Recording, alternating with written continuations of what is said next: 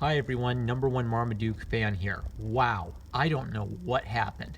Yesterday I read and roasted Star Wars issue 32, 33, and 34, and they were painfully bad. I guess 33 had a few okay character moments for Luke and Leia, but I was just so unhappy with my purchase. The art was depressingly lazy, and then I thought, man, I can't even read anymore. So I saved 35, 36, and 37 for today, and I don't know what happened. This is the highest jump in quality I've ever seen, from some of the worst comics I've ever read to some of the best comics I've read all year. I'm not kidding you. I'm not doing a bit.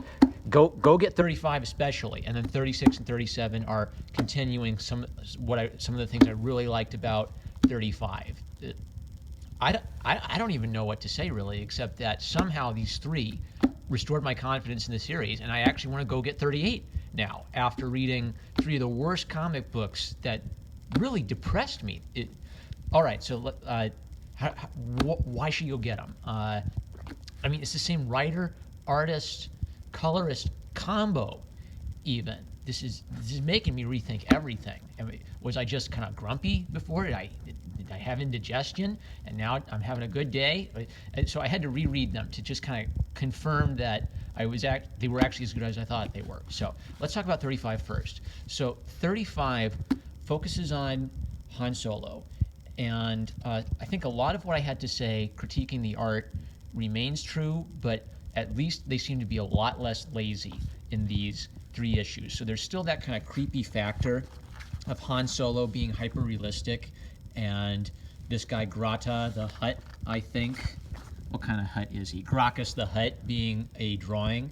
But, I'm starting to get used to it, and I actually kind of had a thought that made me feel a little dumb, is that this may be intentional. This may be kind of borrowing from a European illustration style, and I've even heard Zach talk about this European style in comics, and I knew about it from, learning about Art Nouveau and Art Deco.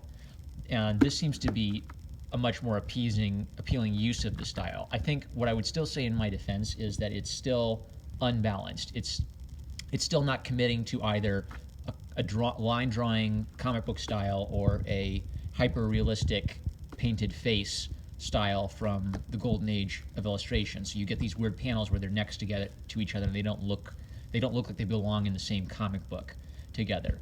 But at least it's not lazy.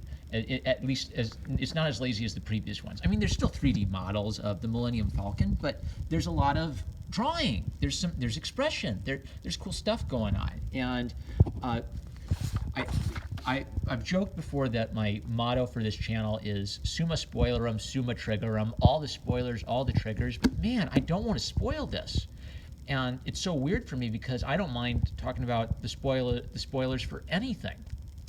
But like I knew Darth Vader was Luke's father when I watched The Empire Strikes Back for the first time, and I still thought it was cool. I'll go read Game of Thrones spoilers because I'm interested in the theory and the back and forth, but take my word for it. You don't want this spoiled because it's so tightly put together.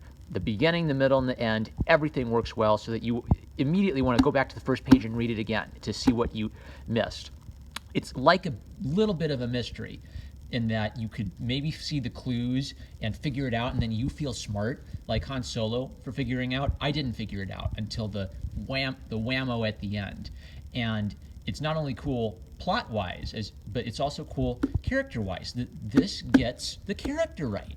How can you clown the character and make him a damsel in distress when the broader cast is there, and then do a focused narrative on just him, where you essentially nail the essence of who Han Solo is and tell a good Han Solo story that if this was your introduction to Han Solo, you'd be interested in the character. If you'd watched the movie and then came to this book, you would say, yes, this is Han Solo, this is who he is. And this adds even to the character that I love from the movies. I don't believe it. So I don't want to say much more than that, because you just got to trust me.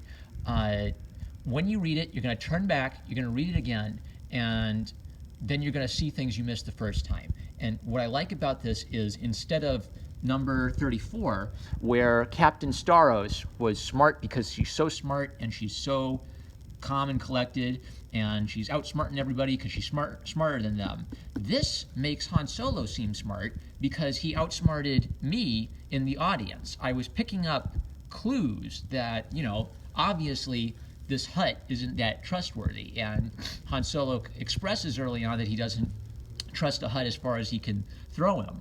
So then when the whammy comes, you look back and you say, oh, Han Solo wasn't just being a moron. Han Solo was using his noggin. The other thing this reminds me of is Adam and Eve, because this Hutt character is almost like the serpent tempting Eve. The serpent didn't just come up to Eve and say, eat this fruit and you'll be God. No, the serpent was subtle and said, hath God really said, if you eat of the fruit of any tree in the garden, you will surely die. And the point is subtle manipulation. It's introducing the idea, but not direct, in a non-direct fashion, to affect the internal thinking of the person you're talking to. And the subtle manipulation that Gracchus the Hutt introduces is one which gets to the heart of Han Solo's character. Is he truly free? Has he kind of sold out to the rebellion and become sort of just a messenger boy or a dog on a leash for the rebellion?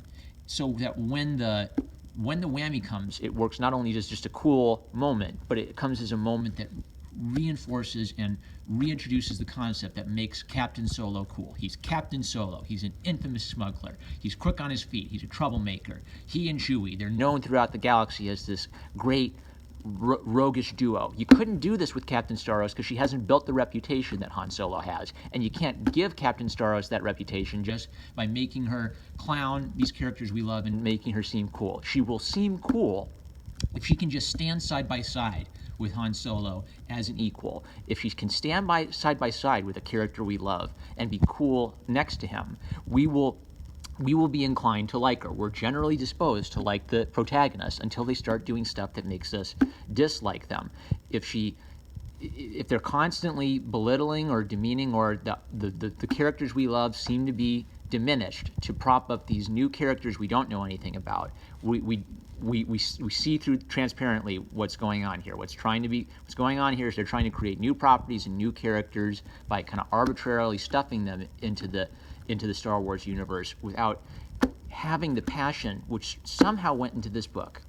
So what caused this? This might be a little nugget that could be one of two things. Either like last week, Aaron had like a bad week and was just, and then this week, got a little bit more sleep, got that cup of coffee, only had 1 cup of coffee instead of 20, and just really cranked out a good story with some heart in it.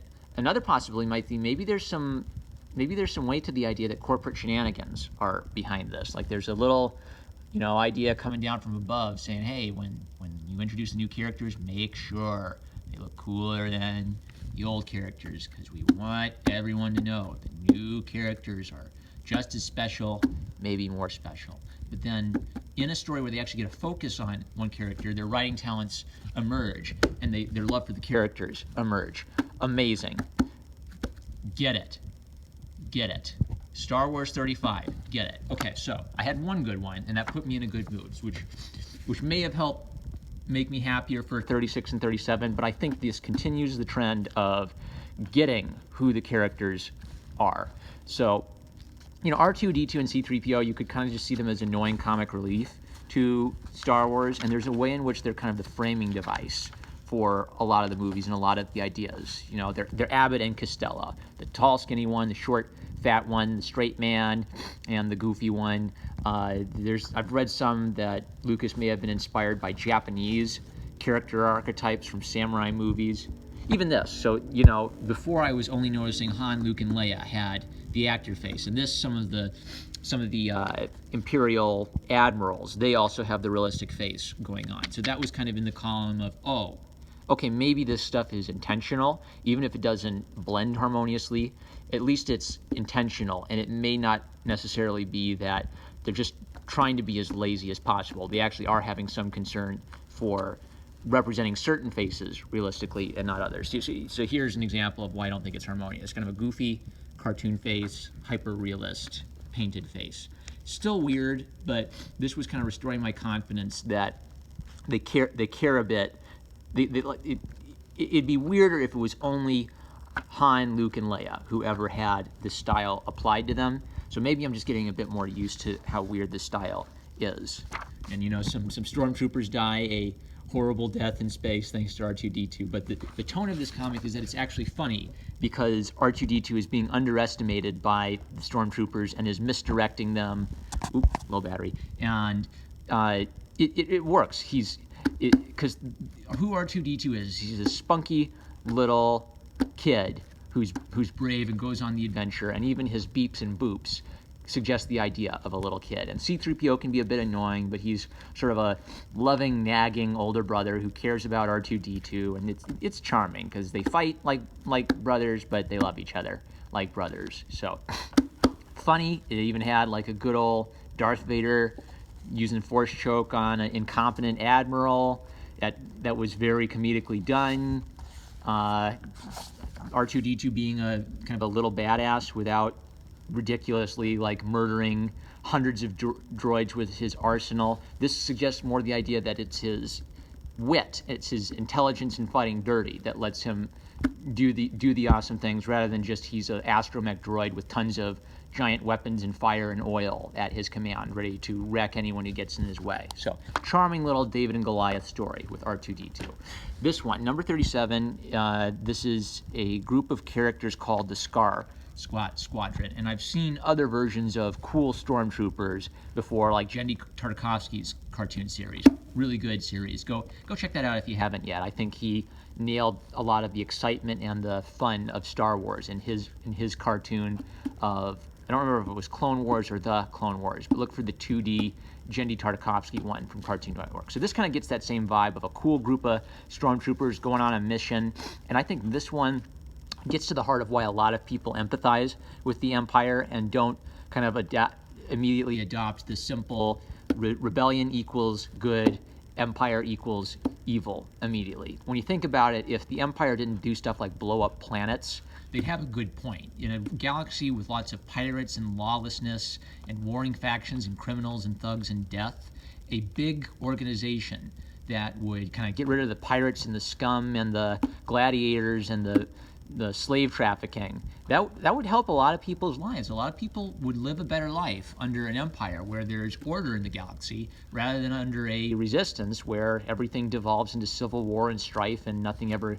getting accomplished. So this is getting at one of kind of the key political themes of Star Wars that makes it a popular universal story on the right and the left. The right can sort of look at the Rebel Alliance as kind of libertarians, and the right identifies with that libertarian American revolutionary spirit. The left can look at Star Wars and identify with the rebellion as the resistance. They've literally taken that out of The Force Awakens and made that their moniker, and then they'll identify the Empire with Trump or kind of center-right republicanism. Because the story is universal, both sides can identify with characters in the story, and both sides can see the ideas of good and evil within their own philosophy. The problem is that then you get these ridiculous situations where, you know, people say, oh, my opponent is like Voldemort, my opponent is like Emperor Palpatine, my opponent is like the Capitol in the Hunger Games, and I am just like Harry Potter. So you can take the moral of these generic universal stories and make it treacly and pointless, and maybe even miss something really fundamental about how within your own party, within your own ideology, there could be this tendency for authoritarianism. There could be this tendency for evil in the name of what you think is good. So what I really like about this is that the sergeant in this book has a real reason for appreciating the Empire and loving the Empire. What he does is kind of evil, but come on, the rebellion kills a lot of Empire people too. So what he's guilty of is essentially waging war against the rebellion. He wants to kick the rebellion's butt, and he's cool. I mean, the idea, I guess, of a lightsaber is it's kind of dangerous, and you might chop your arm off if you don't know what you're doing. So this guy doesn't appear to be a Jedi or Force sensitive, and he actually is kind of clowned a bit at the beginning. He can't do very well against these droids. But the idea is he's a competent swordsman who's just ballsy enough to use this weapon that could chop his head off or chop his arm off because he recognizes it's a valuable weapon. And Vader makes note of this. Saying that he hasn't earned this lightsaber. So by being a normal non-Jedi, non-Sith who's using a lightsaber, there's a sense in which he's disrespecting the lightsaber. He's treating it as a weapon and not this sort of mystical symbol of the Jedi Order. And Vader tests him. You failed me once before. Why should I even bother to give you another chance? Be convincing. I want to read this because this sold the whole rest of the comic for me. Because we won't fail you again, Lord Vader, and if we do, I will kneel at your feet and bury that saber in my chest after I've killed every one of my men with it. I promise you that. Pause. That is an earned pause. You earn a pause when the thing that comes before it has enough impact in the story that the audience and the characters in the story need to reflect on the weight of what has just been said. And Vader doesn't emotionally validate this guy and say, wow, what a badass threat. Good job, trooper. He just starts instructing him with the details of what he needs to do on his mission. We can infer that Vader is impressed because he's accepted that answer, and now he's giving him the details that the Sarge needs to complete the mission. Subtle. Solid. I'm interested. Awesome.